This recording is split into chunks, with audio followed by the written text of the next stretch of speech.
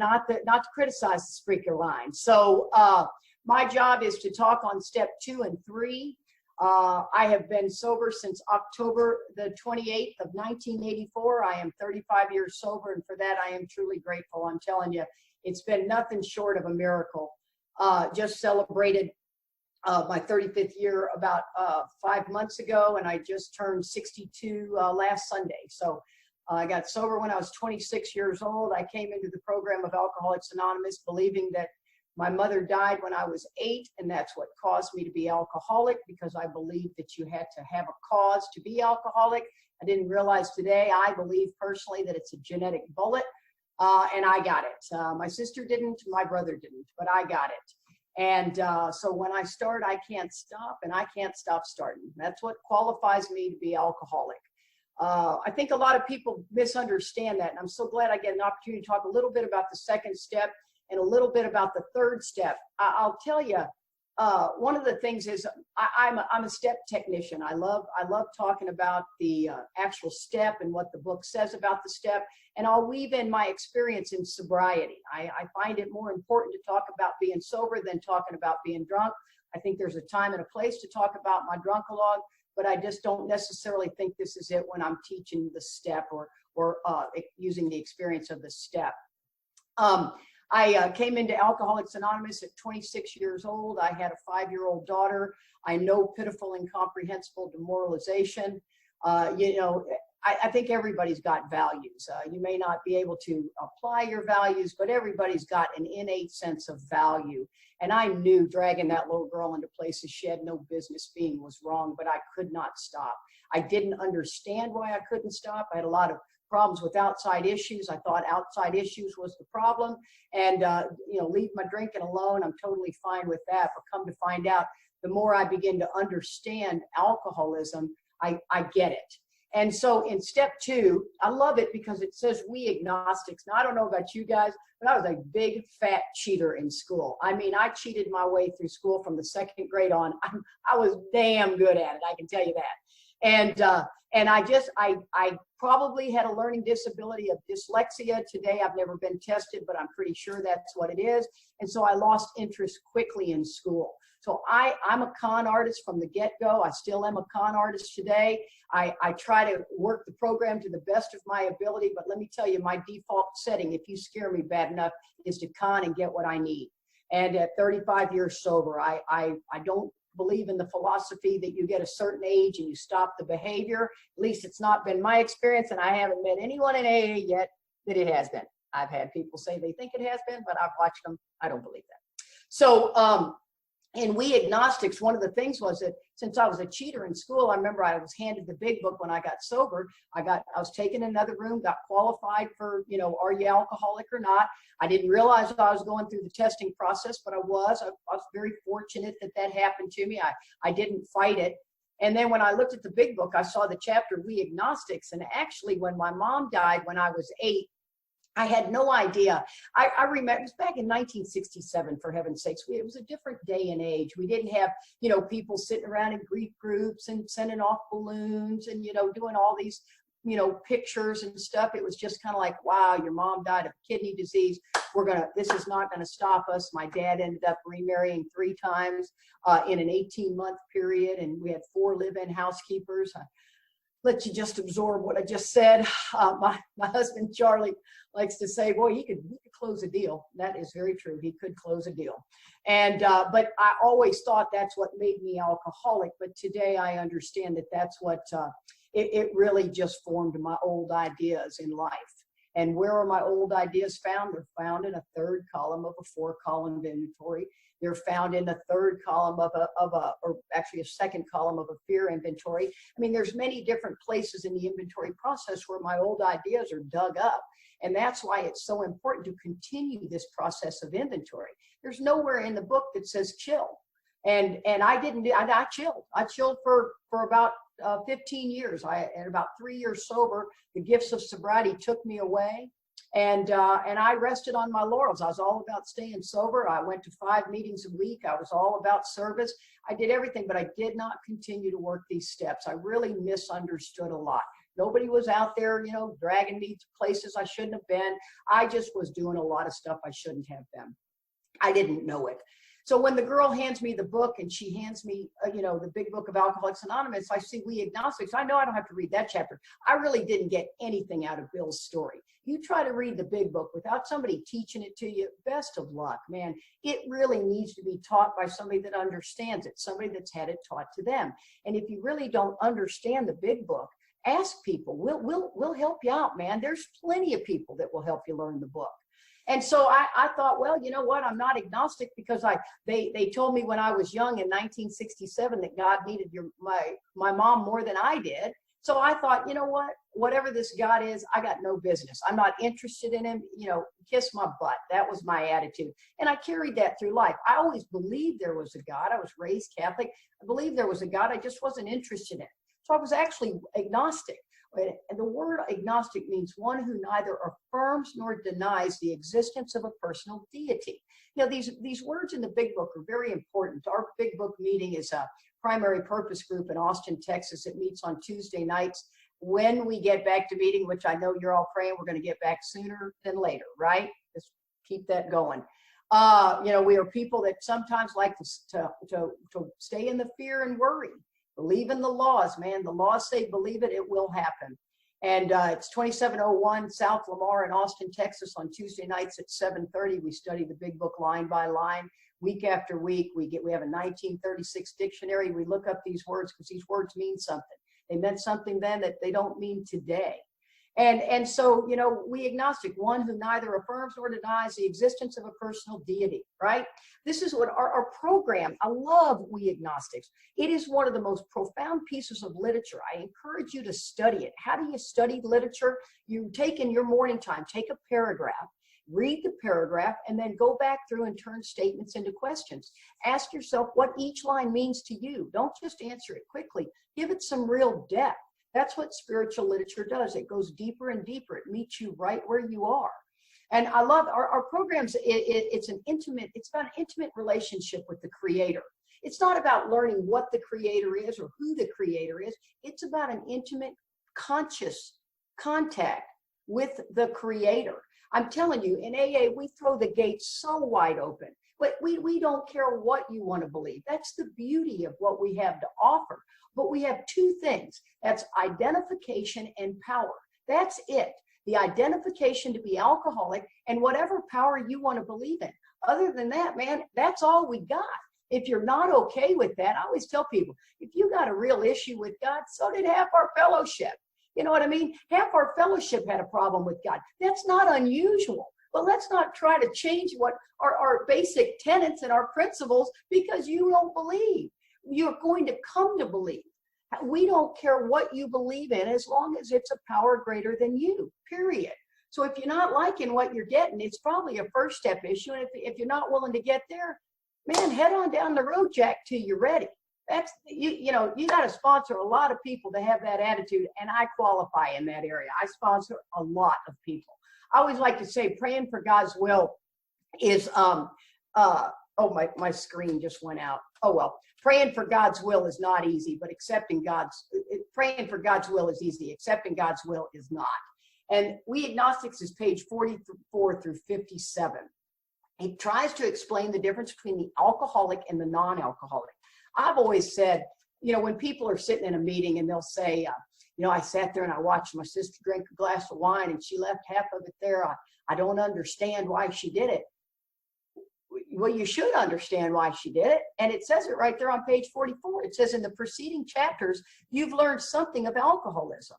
We hope we've made clear the distinction between the alcoholic and the non-alcoholic. Right there it was. We hope you've learned something about alcoholism. Your sister only drank half her drink because she's not alcoholic. See, we must understand who's alcoholic and who's not. It does say we can't say the man is alcoholic, but it says in working with others, we need to be sure our prospect is alcoholic. So my job is to get you to see if you are or not. I probably already know if you are. I want to be darn sure that I'm not getting a hard drinker into the rooms of Alcoholics Anonymous when they don't even belong there. That's a whole nother ball game. And being by myself and not seeing the looks on people's face, I could go off on a tangent. I already feel it. Okay, then it says, if when you honestly want to, you find you cannot quit entirely, or if when drinking you have little control over the amount you take, you're probably alcoholic. It summed up the doctor's opinion and all the way up to page 43 to explain what it means to be alcoholic. And I know that Sheldon did a great job. I'm sorry I couldn't tune into this one. I was tuning into our home group meeting for the first time. And so I know he did a great job because I've had the privilege of speaking with him. So that's what it says. I'm going to read it one more time. If when you honestly want to, you find you cannot quit entirely, or if when drinking you have little control over the amount you take, you're probably alcoholic. And if that be the case, you may be suffering from an illness which only a spiritual experience will conquer. There it is. Identification and power. Lack of power is our dilemma. Power to what? Power to alcohol. Right? All the rest of the things in life, I'm driven. I'm not powerless over people, places, and things. That was a big misunderstanding. I thought I was for many, many years. I'm powerless over alcohol. I'm driven by all the other things in my life, and that's the one we're going to get into talking about the third step. And then it says, to one who feels he is atheist or agnostic, such an experience seems impossible. You bet your butt it does. But to continue as he is means disaster, especially if he is alcoholic of the hopeless variety. Oh, I actually find that as a badge of honor. I hope you do too. I am the alcoholic of the hopeless variety. I mean, it's in my DNA. I came out of the womb with it. I'm the glass half empty person. I'm never the glass half full. I said, what about me? I mean, life completely filters through me, everything. I'm not, when it says that we are selfish and self-centered, that doesn't mean stingy and conceited. I'm self-consumed on everything, even if my motive is good. In We Agnostics, it goes on to say to be doomed to an alcoholic death or live on spiritual basis are not always easy alternatives to face. I swear to God, you lob that out at the PTA meeting next time you're there. People don't get it. They go, so let me get this straight.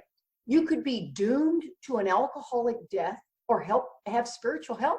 Well, it's a no-brainer. Take the spiritual help. We're like, nah, no, I'm not really quite sure. Not really willing to hang up on that. And that's what we're trying to get you to. This is not easy for us. I love it. Says, you know what, we are outright mental defects, full flight from reality, can't differentiate the true from the false. Thank you. I mean, we see that as something like, yeah, and so what? That's where we go. I swear, you got to ask yourself how current agnosticism shows up. Because the second step, like I said, is a profound piece of literature. I think we skip over it a lot.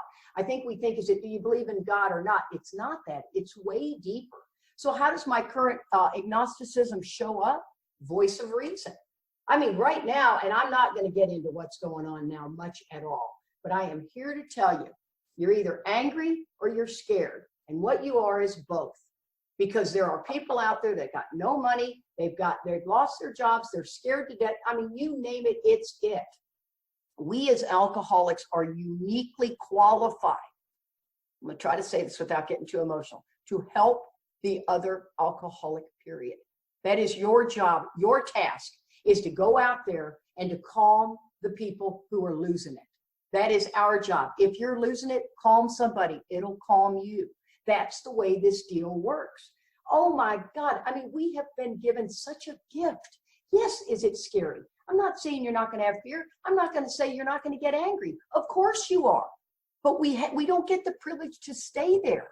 We must do this work to get out of it. See, we've been given a gift and we can't forget that. We tend to think oh yeah, but you don't understand. Oh, yes, I do. Yes, I do. So we've got self-reliance or God-reliance. So how do I play God? I control, manipulate, I have expectations, agenda, I'm the judge, I'm the jury, I justify. My list is endless in how I play God, right?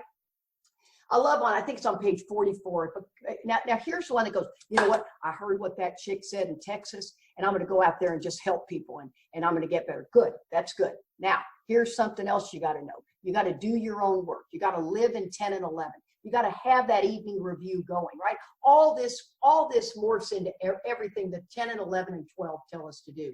You have got to do that evening review. You have got to write, where were you angry? Where were you afraid? Put some real pen to paper in that evening review. Don't skimp on that. That's the number one thing that's going to open your eyes, right? To bring into your prayer and meditation. That 10 and 11, at the evening review in the 11th step, it's not the 10th step, it's the 11th step. The evening review is what broadens everything, because I bring those corrective measures in on awakening. It says when I wake up, I look at my 24 hours and I am divorced from self-pity, dishonest, and self-seeking motives. That's a big deal. Rest on that, especially with what's going on right now. I swear, we alcoholics, they in Texas, they put us not in a lockdown, but they said, please don't leave your house unless it's mandatory. Well, hell, everything's mandatory. I got to go run the hike and bike trail. That's mandatory. I got to do this. I got to do that. I mean, we will justify anything to not play by the rules, but by God, everybody else better play by the rules. That's how we operate. The other thing I can tell you, I was out today riding my bike because he said it was okay. And I'm riding my bike down the neighborhood and I start, I'm going to say hello to everybody because my life's a parade anyway. Hello, hello, hello. And then I start taking notice that not everybody's saying hello back to me. The next thing I know, I'm trying to see if they're going to look me in the eye when I pass them by. And I realized, my God, this is all what the book is trying to tell me in the third step. It's trying to tell me in page 44, is that I always have an agenda. I always have a motive. And I don't realize it until you don't do what I want you to do. So on page 44, I got a little ahead of myself. On page 44, if a mere code of morals or better philosophy of life were sufficient to overcome alcoholism, many of us would have recovered long ago, right? But we found that such codes and philosophies did not save us. No matter how much we tried, we could wish to be moral, we could wish to be philosophically comforted. In fact, we could wish these things with all our might, but it wasn't there. You see, if I just go, I'm just going to be nicer, I'm going to be less selfish. People say, I'm going to work on my character defects. The book tells me you can't wish them away or think them away any more than you could alcohol. It's like chicken soup for the soul, AA. You got to get down and swallow and digest large chunks of truth about yourself. This is not something we dig doing. Trust me, I got to do everything I'm saying you. I've always spoken to you. I mean the I. If that bothers you, write about it.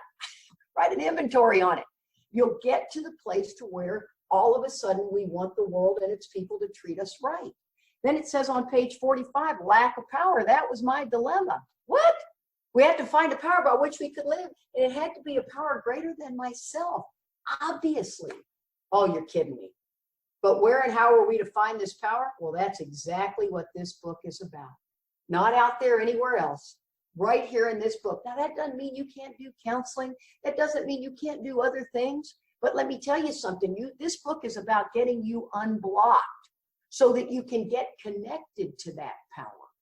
This is about a conscious contact with God is what we're trying to get to, not sobriety. Sobriety is one of the many gifts that comes with it. We want you to get a relationship with God, but we got to get you unblocked, then keep you unblocked. Came to believe. That's what this is. Everything leans towards this, right? But where and how are we to find this power? Well, that's exactly what this book is about. Its main object is to enable you to find a power greater than you, which will solve your problem. That's the problem of today. That's not just the drink problem. I thought the drink problem was the finish line. I have always been a doer. Man, I mean, my generation worked when we were 13 years old. I could go on and on and on about it, but that's what we did. You pulled yourself up from your bootstraps. You didn't lean on your family for help. You just went and did it. That was what I was raised under. So let me tell you what, I figured once you got the drink off of me, I got it from here. And I had no idea I was making that deal. But the part of the book I would read is I would read certain things about being selfish and self-centered. And I think, oh, I was voted most likable 4 years in a row in high school. That is not me. And I remember making that decision and moving on. Now, I didn't realize that for almost 17 years. I sat in the rooms of Alcoholics Anonymous doing a darn good job. Man, I helped people. I did everything I could. I sponsored. I think I was more of a life coach. But you know what? Those folks got help. I got help until I had the bottom fall out. And when the bottom fell out, I did not have anything to lean on. And that's where it's talking about in the fourth step is your foundation solid so far. because a tsunami's coming. What's going on right now for some people is a tsunami. For me, it's not that bad. I happen to be one of the more fortunate people that I'm not being as hit as hard as other people are. But I can promise you the tsunami's there. And there are some of you guys that are scared to death. And I understand that. If you want to write a fear inventory, I'll listen to it. And I know I'm opening that up to a lot of people, but I'm here to help. And I know that that's what this is about. When I was asked to do some of these meetings, I thought, not ever. I am not doing it. I'm not doing it. And I sat down in prayer and meditation, and I had said that, and I sat down to prayer and meditation, and within 1 minute, I heard the booming voice of God saying, oh yeah, y'all, you're going to help these people, and you're going to look into a little camera, and you're going to do that. And I didn't want to. God dang, how many times do we not want to do it? All the time.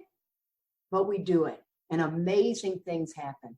It's God doing for me what I can't do for myself. Left on my own basis, I'm telling you, I'd run the show, and it would be okay sometimes, and it would be really miserable. And then it says, as soon as we admitted the possible existence of a creative intelligence, the spirit of the universe underlying the totality of things, we begin to possess a new sense of power and direction. Not just power, but direction, provided we took other simple steps. We found that God does not make too hard of terms for those who seek him. Well, where are the terms? They're at the end of the third step. Stay close to him, perform his work well. In order to stay close to him, I got to get close to him. And then take care of God's kids, his drunks. See, we have to get unblocked. It's always a process of subtraction. It's the throne of judgment, the state of separation that I stay on. It's all third column stuff of a resentment inventory. I love the part where each step tells us when to take it, how to take it, and why to take it. God, I love the book. I get a little worried. I lived for a long, long time. Nobody was holding me to this. I lived for a long time in what I call oral AA, right? Meeting-based sobriety. Now, the only problem about meeting-based sobriety is the fact that you don't even know that you're in trouble until trouble hits. And nobody's making you do anything. I'm not around people that are saying, don't work the steps. You know, I mean, I've heard that there are people out there doing that. In my 35 years, I have never heard that. But one of the things that worries me about open oral AA meetings is it becomes discussion. And we begin to state things that aren't even true. I think that things are being said right now that are not even true. But how do you know? How do you know what you don't know? You can have one doctor saying one thing, another doctor saying nothing. I don't know. I don't know what's going on. So I sit back and trust in God and ask him, who do you want me to help? I swear, you know, we hear things in AA that step one, you did it before you got here. Steps 1, 2, and 3, the same thing. You did it before you got here. That wasn't Bill's experience. That wasn't Bob's experience. It darn sure wasn't my experience. We have people saying the 10 steps, the evening review. No, it's not. It's a spot check inventory taken throughout the day. You know what? I didn't know it. I thought it was the evening review, and I wasn't doing it anyway. So, I mean, I was this person. I'm not blaming. There is no blame in my game. I will never be in that blame game of what AA isn't doing, because I was a huge part of that movement. I did not know it. And when you don't know it and you love AA and you're all about staying sober, I offer for your consideration to have an open mind in what I'm saying. Because when the bottom fell out, I was at 17 years sober. My husband got very, very sick, and I don't really have the time to go into this whole story. It was tragic. It was horrific. Joe and I had gotten together. I chased him into AA. You know, I was very lucky that nobody was the arbiter of my sex life. And, you know, he was 6 years sober saying this is all wrong, but he was in my vortex. You know what I'm talking about? And then when we were together for 20 years, and at about 15 years sober, something went terribly wrong with Joe. And come to find out he had a brain tumor. And it's a long, drawn-out story. It ended up being benign. It wasn't going to kill him. It wasn't lymphoma. It wasn't going to kill him. But he was never going to work from that day we walked in the hospital on for the rest of his life. The neurosurgeon sat me down and told me that from day one. Now, I don't know about you. We're a two-income family. His income was gone. I had a kid in college. I had a kid in elementary school. And I was in the fitness business. Have been for, 30 years. So all of a sudden I'm getting older and I got to do more work. I am scared to death. And all I do when I get scared is turn to self-reliance. And let me tell you something, we went through hell for 6 years. We couldn't get Social Security disability. I was pissed. I was driving a school bus in the middle of my fitness career because I was getting the medical insurance that way. Like I told you, I'm a survivor. I'm a doer. Self-reliance did not fail me. Self-will is the only tool I came in here with. You want me to set it down? Well, you're crazy. It worked for me most of the time. Some of you guys weren't so lucky. I was somebody who could convince an Eskimo to buy ice. I mean, I'm that kind of gal. That's not new information for me, even today. And sure enough, Joe, at 23 years sober, we were not doing well. It was very, very difficult. And on page 14, it says, for if an alcoholic fails to enlarge his spiritual life through work and self-sacrifice for others, he cannot handle certain trials and low spots ahead. And we hit a day that was a low spot. Let me tell you what, Joe Gordon couldn't survive it, and he relapsed. And he went back out, and within 18 months, he went from what I considered a vibrant man to the guy standing on the side, flying a sign. You know, no disrespect, just the fact that that's where he went. And he went right down the tubes. And let me tell you something, in 18 months, he ended up dying of a heroin overdose. And he'd gone out at 23 years sober. And by that time, I had 15 years sober, and I was in real trouble. And I didn't know it was what I call untreated alcoholism. I wasn't treating my alcoholism. I was treating it with meetings and service. I was not treating it with the steps. So I offer that consideration for you. I mean, this is all kind of weird because I can't read your faces, but I'm hoping that you're keeping an open mind here. Have you been writing inventory? I hadn't written a piece of inventory in 15 years. I really didn't have a sponsor. You know, I was running on Katie Power because it worked for me. You know, and I'm in the bedevilments. My God, the bedevilments are on page 52. I like to say, you know, staying sober is the bare minimum. I didn't know that. I thought it was the finish line. Bedevilments on page 52 said we had to ask ourselves why we shouldn't apply our human problems the same readiness to change our point of view. Hey, let me ask you this for the gazillion people out there. Consider these questions sincerely. Answer them in your own mind. We were having trouble with personal relationships. Anybody having trouble with personal relationships? We couldn't control our emotional nature. We were either depressed or we were rageful. We couldn't control we were prey to misery and depression, right? That's anxiety. The new term for anxiety, right? Fear is what anxiety really is. We couldn't make a living. We had a feeling of uselessness. We were full of fear. We were unhappy. We couldn't seem to be of real help to others. Oh my God, I checked off every one of those. But I was making a living. I was bringing it all in.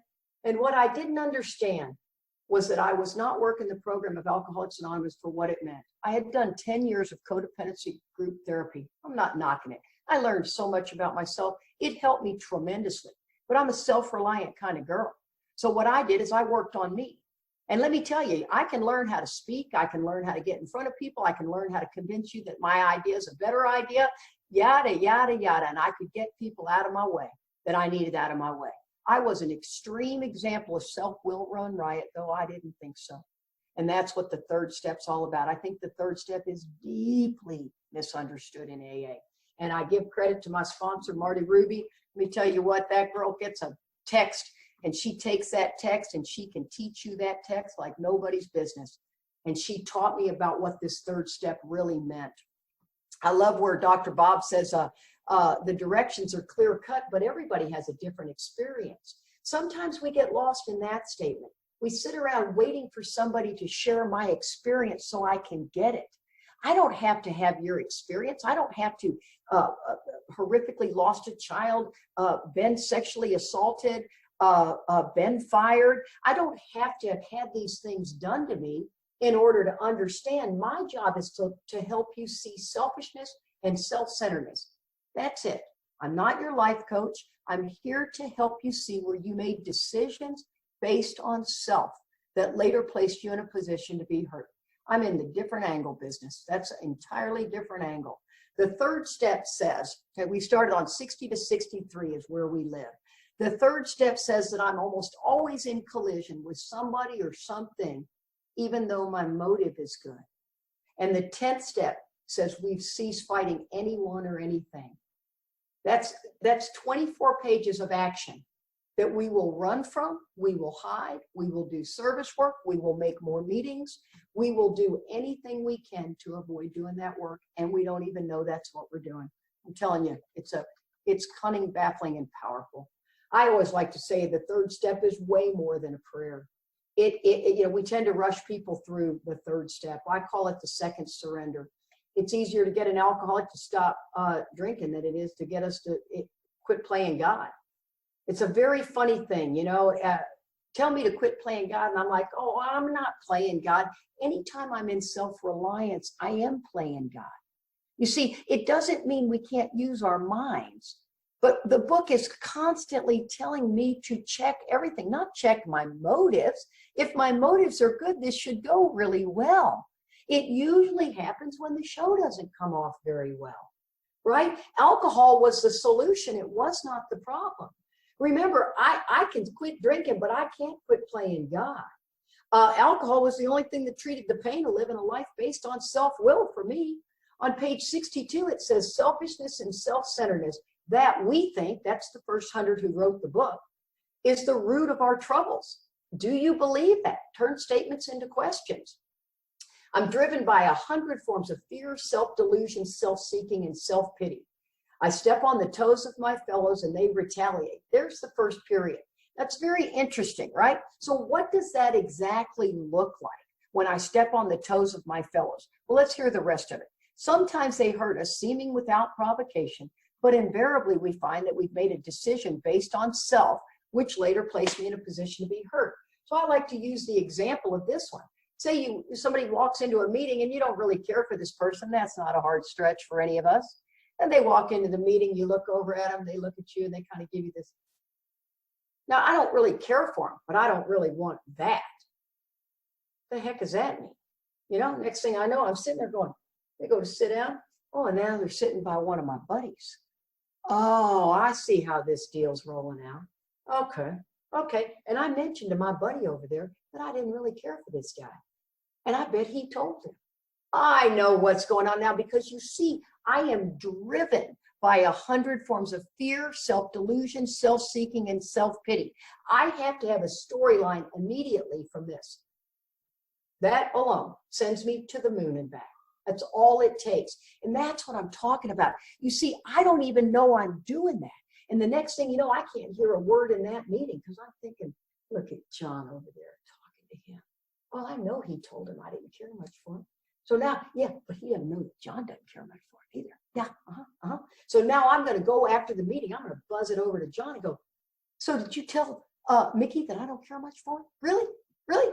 And John's going, whoa, what? You see what I mean? We step on the toes of our fellows. They retaliate, seeming without provocation. But we invariably find that I made a decision based on self that later placed me in this terrible position.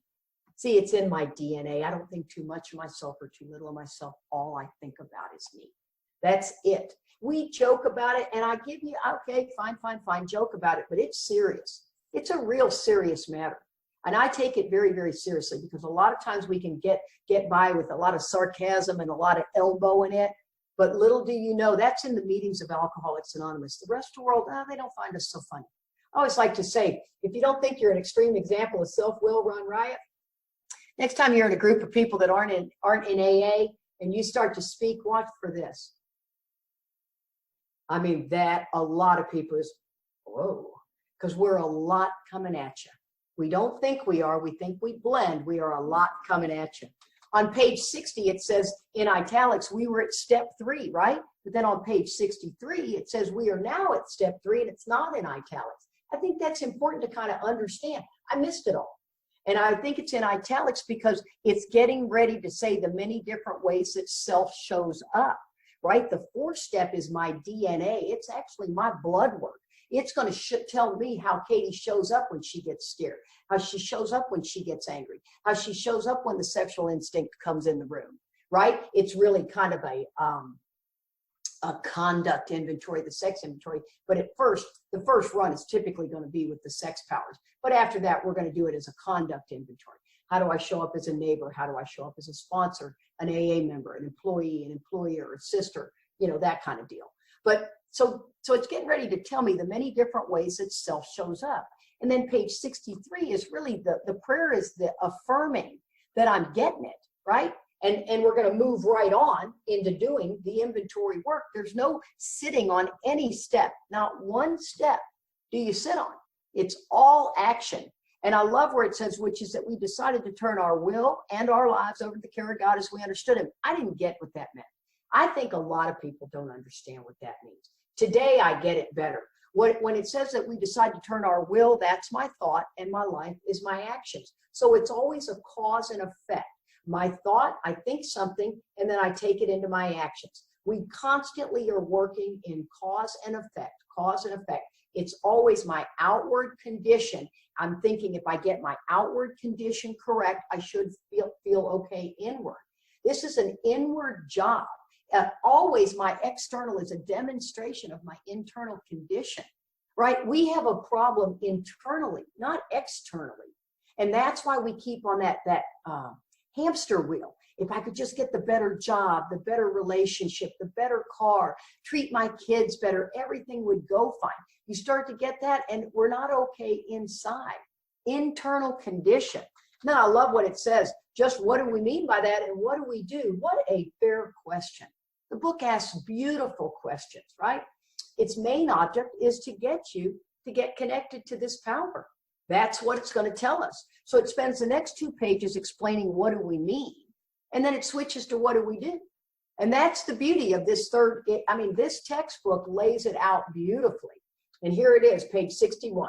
The first requirement is that Katie's got to be convinced that any life run on self-will can hardly be a success. We are almost always in collision with something or somebody, even though my motives are good. I'm here to tell you guys, I was not convinced for 17 years. It took me 4 years to come out of untreated alcoholism because I was in what I like to call the teenage years, right? Between 7 and pretty much 18, where you know it all. You can't, that's the hardest group of people to teach to. And if you're that's no disrespect. It's a piece of information from somebody who's been there, done that. We stand there and we take, yeah, I agree with that. Bias confirmation, that's what we do. Yeah, I agree. Well, let's be sure we look. Never stop being the student. I love to be the student. I've been following a ton of people doing their steps. I love sitting at these Woodstock things and absorbing what they're saying. If I get a little rub on something that somebody said, that means I need to look at that, because I got a rub because my ego says, we're not from that school of thought. You don't go down that road. And I've learned so much by that rub.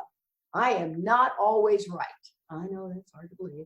Charlie, if you're listening, I am most of the time right. Okay, so we are almost always in collision with something or somebody, even though our motive is good. What does that look like? I think some of y'all were like, oh, don't lean into the camera too far. I was told not to do that. So what would that look like? My motives are good. See, I don't know that I have a kind motive. I'm going to let you in traffic, right? Come on, go ahead, because I'm a giver. And then you come into traffic and I'm looking for one of these. Now, I don't know that. Today when I was riding my bike, I'm waving at people. I'm looking for them to wave back. I'm like, you didn't even look at me. I can't even believe it. And I saw myself doing it right away. So what do? I go into some prayer and go, God, these people are scared. If there's something I can do here, if I can just be kind and go by and wave, a woman that was probably, God, she had to be 85 years old in her front yard, just waved at me really big. And I thought, oh, absorb that, Katie. Don't pick the people who are looking down at their feet or their phones. They're scared. You are not the center of their world. Or here's when you hold the door open for somebody. You darn sure better say thank you. If you walk through that door on your phone and never acknowledge me, I'm trying to figure out how to kick that back foot out from underneath your head to go down. And whoa, what just happened? Hey, sorry about that. Golly. I'm terrible. I'm terrible the way the mind works. See, I'm not responsible for my first thought, but I am responsible for my second thought. That's what the 10th step is about. I am to watch my thinking. My first thought is pretty ugly. And if you don't think yours is, well, then just watch it. Test it out. See what it is. See, I worked with good intentions. I didn't mean to hurt anybody. Charlie and I go round and round about this one. You know, when I tell Charlie that hurt my feelings, he goes, well, Katie, I didn't mean to hurt your feelings. So if he didn't mean to hurt my feelings, he doesn't think he needs to give me an apology. I always like to say, look in here. Do you see anybody in there that gives a shit what your motives were? My feelings got hurt. Now, I'm not the girl that walks around constantly saying my feelings are hurt. But when they're hurt, I'd like for you to pay attention. And the same goes with Charlie. When Charlie says, Katie, that really hurt my feelings, my first thought is, whatever. And I just go, no, I can't be a hypocrite. If that hurt his feelings, that hurt his feelings. You know, the book says that we are in the 12 and 12, we are incapable of forming a true partnership with another human being. I know Your butt puckered right there. I'm telling you, that should get you scared. That means a neighbor, a sibling, a intimate relationship. We are incapable of forming this. So people, you ask in AA, how many people are currently, you got to say currently, you got to qualify, currently married? It's shocking. Why? Because we're so self-centered. We make it very difficult to live with us. And for you guys that are married and you're both alcoholic, hats off to you. Okay. It says that I'm the actor running the whole show. I'm forever trying to arrange the lights, the ballet, the scenery, and the rest of the players in his own way. How do I show up doing that? I am the sheriff of the world. I kid you not. That is the way my mind works. I'm better than I have ever been. My buddy Lorenz gave me some inventory work that it was remarkable. I'd written this piece of inventory. We were going over it. And he said, you know, Katie, what would happen if you took the high road? And I remember thinking, I've never had it, Mike. I don't even know how to get there. Yeah. I ask you the same question. How do you get there? And he said, that would be for you to zip it. So for you guys that can't speak, it's as hard for you to speak up as it is for me to shut up. You see, it's just the different ways that self shows up. So when Mike said, what's your big fear behind that, Katie? And I said, well, I'm afraid if not me, who? And he goes, oh, somebody's going to come behind you and take care of business. You don't have to be the one. And I'm telling you, I was at a conference with the taper John, who I love dearly. And the conference, the chairperson was up there. There was about 500 people in the room. And nobody is shutting up. And this person is not being able to control the crowd. And I'm getting madder and madder. And I thought, I'm going to march up there and say, there is a meeting going on. Zip it, people. And I sat there and I thought, no. This is not my circus, not my monkeys. I don't get to do that. I'm a guest here. Do not do that. And John came out from behind and he leaned over and he said it. And they all got quiet. And I thought, Mike, that's exactly what my big fear was, is that nobody would do it. If not me, who? And I got to witness it. And the more times I take the high road, the more times I get to witness it. I don't need to step into the middle of this one. God, please help me not step into the middle of this one. Now, I still am the AA cleavage police.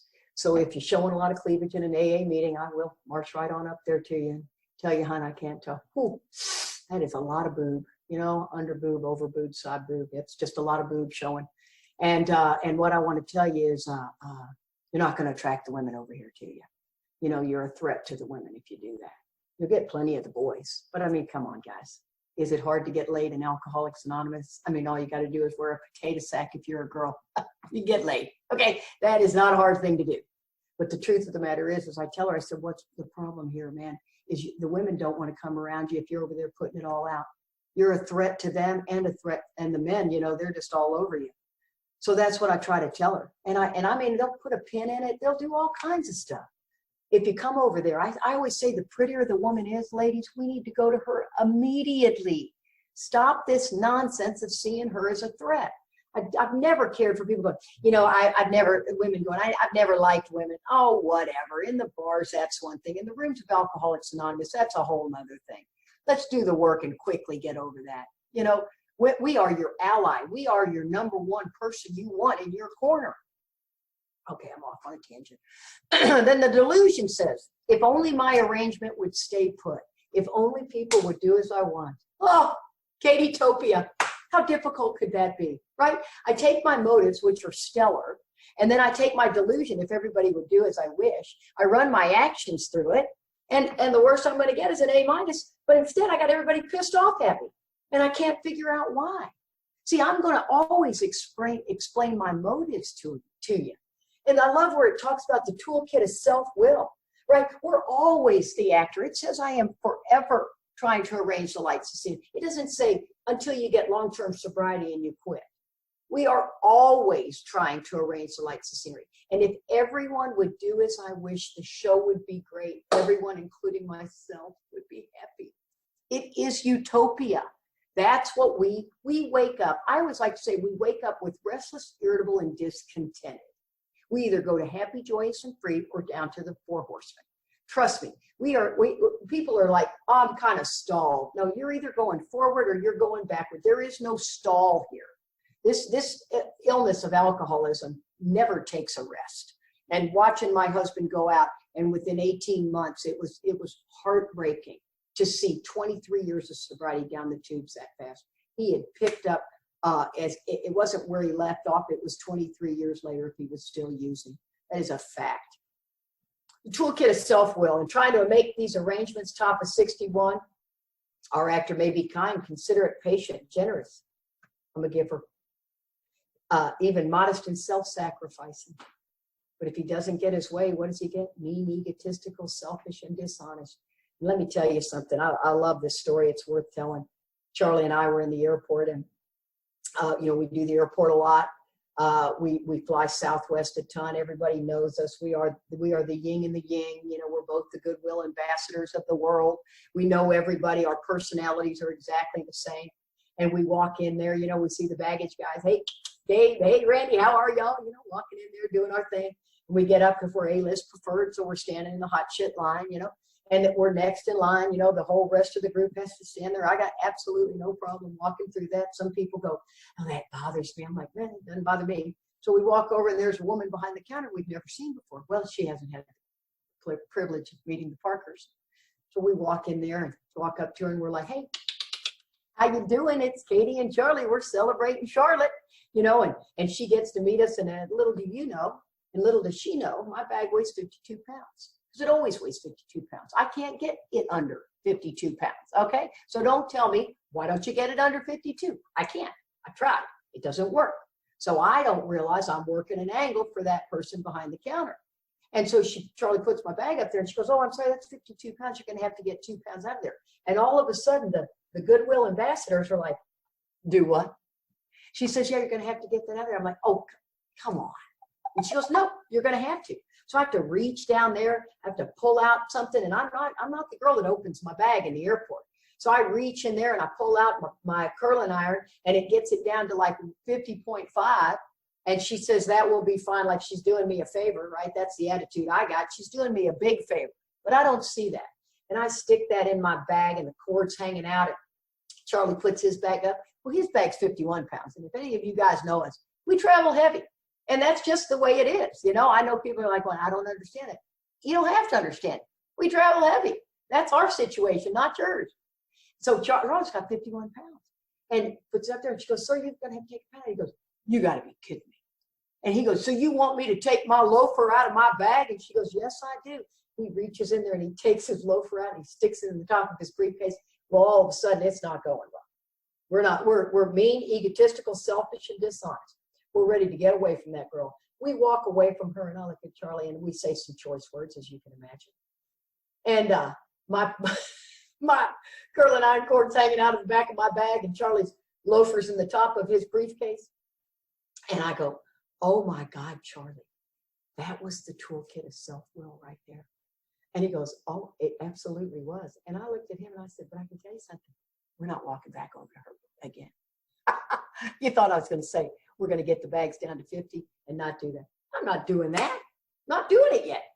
I'm still not there with it. It's not objectionable to me. I'm going to try to work an angle. And in the worst case scenario, if I don't work an angle, I'm going to try to at least be nice when I take my curling iron. Okay. So I want you to understand, we are not lily white. This is just the nature of who we are. And I live in this paragraph. I'm at 49 minutes, by the way, for any of you guys. I'm going to try to cut it off at 60, so hang in there with me. So now we're in the paragraph that I live. I am the suicide hotline for my sponsees. I'm not the sponsor. This is how I sponsor. This is not how you need to sponsor.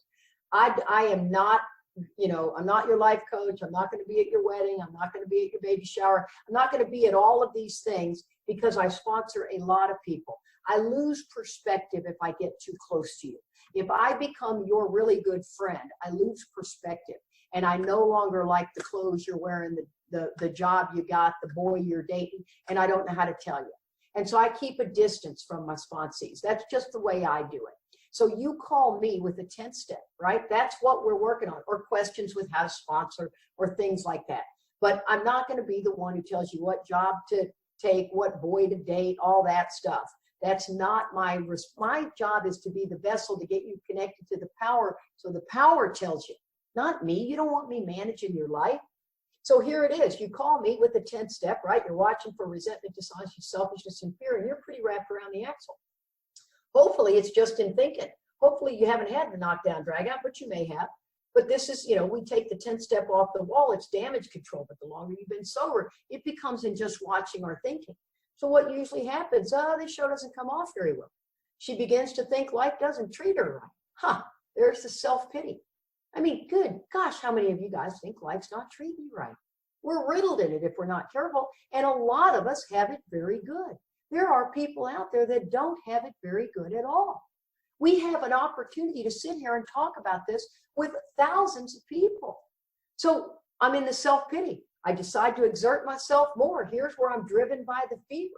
I become on the next occasion still more demanding or gracious. There's the toolkit of self-will, as the case may be. Still the play doesn't suit me. Admitting I may be somewhat at fault, I'm sure others are more to blame. That's the line. There's only a couple of lines in AA now I wish I could get rid of. I've preached them for many years.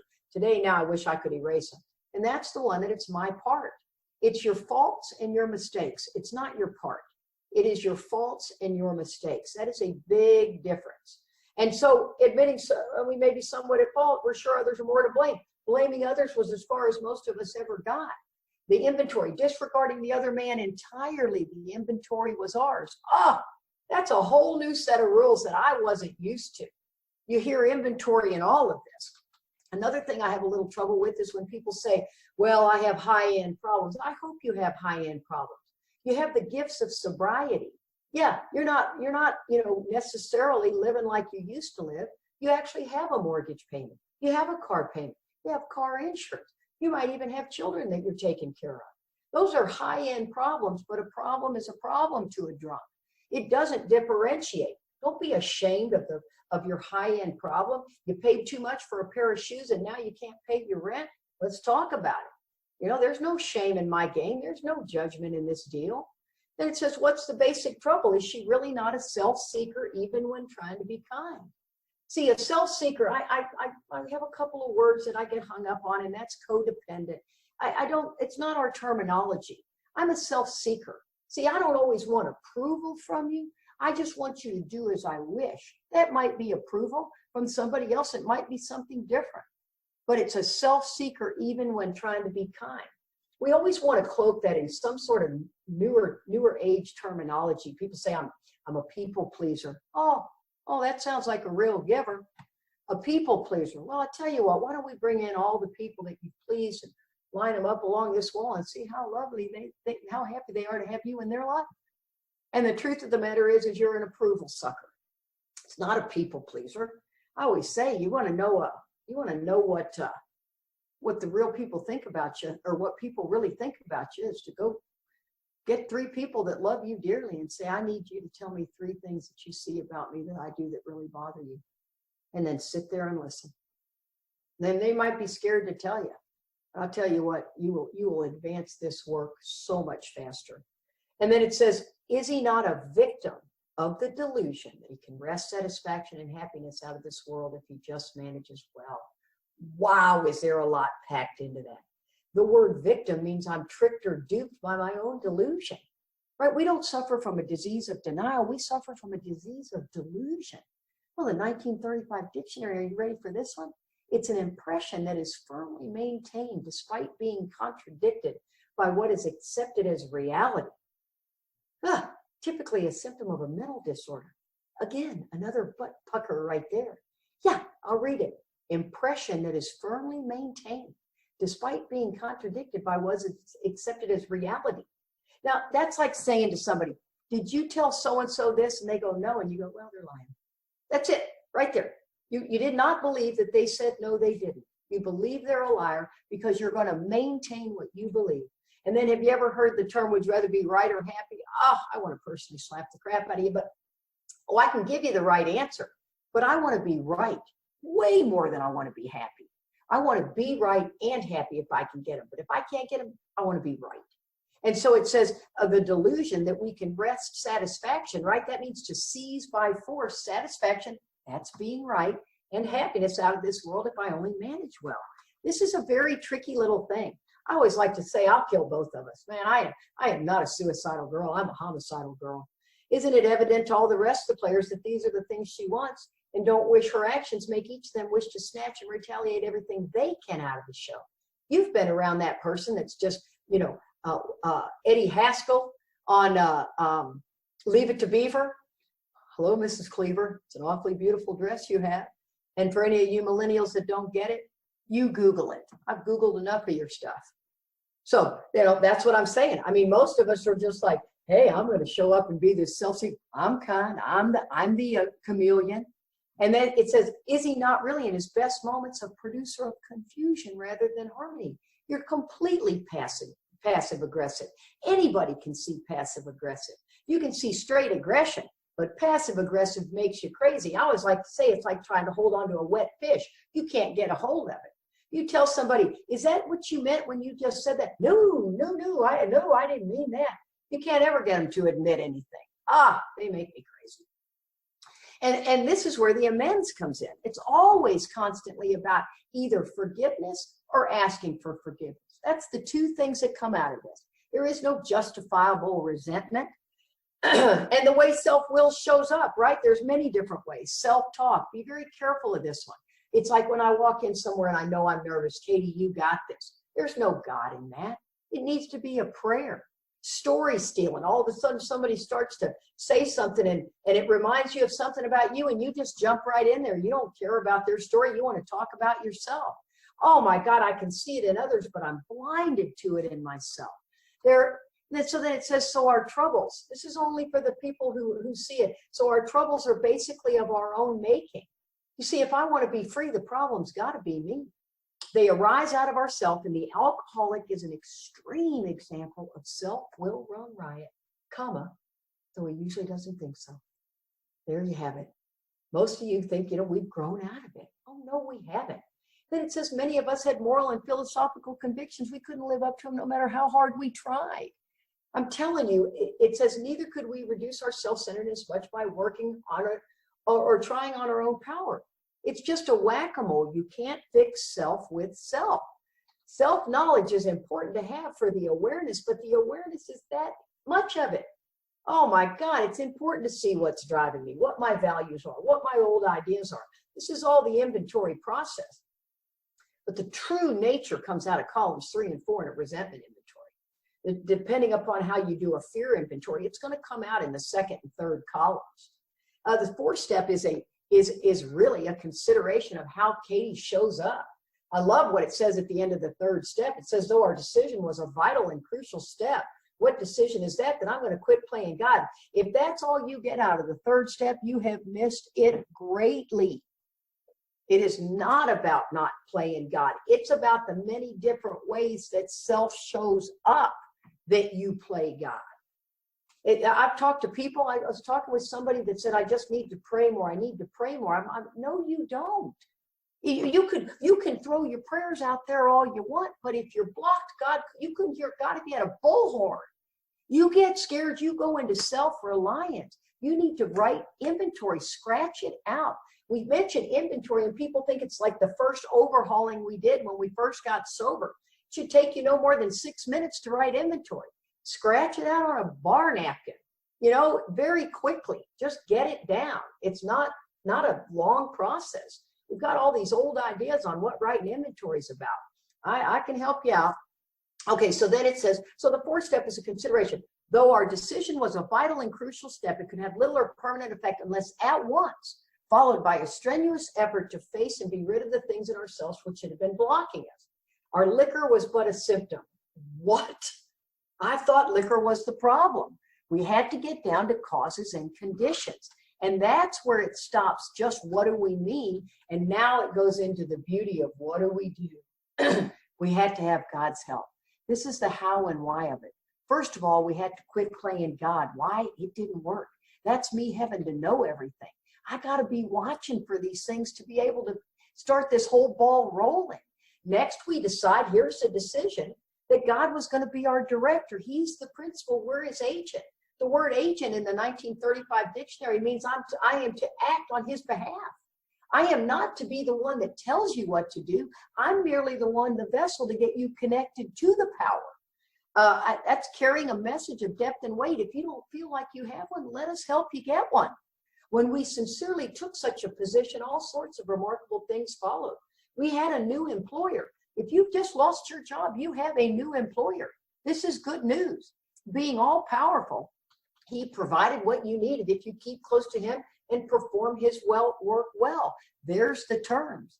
Now, as we felt new power flow in, as we enjoyed peace of mind, kick this around, guys. What is peace of mind? What robs you of peace of mind? My God, these little games on your phone, Candy Crush, I played it for about 3 hours and was obsessed. It felt like quitting smoking. I had to get rid of it right away. Binge watching TV, sitting at home doing nothing, clean out a closet, write a letter to somebody in prison. My God, there is so much you can do. Go for a walk. Get out of yourself. Don't do mindless nothing. As we discovered we could face life, can you?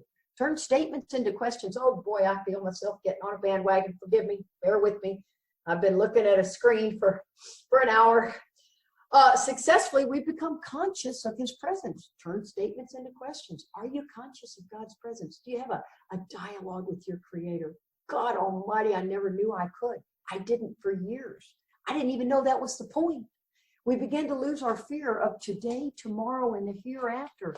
We were reborn. As I said in the beginning, praying for God's will is easy. Accepting God's will is not. I'm here talking to middle management, man. I'm talking to the guy with 3, 5, 15, 30 years that's not feeling it. I mean, I swear to God, the new guy is the blood, but the guy that's got time is the oxygen. The blood cannot live without oxygen. If you're not in the book, please get in the book. And if you are, I'll see you on the fire lines. Thank you very much.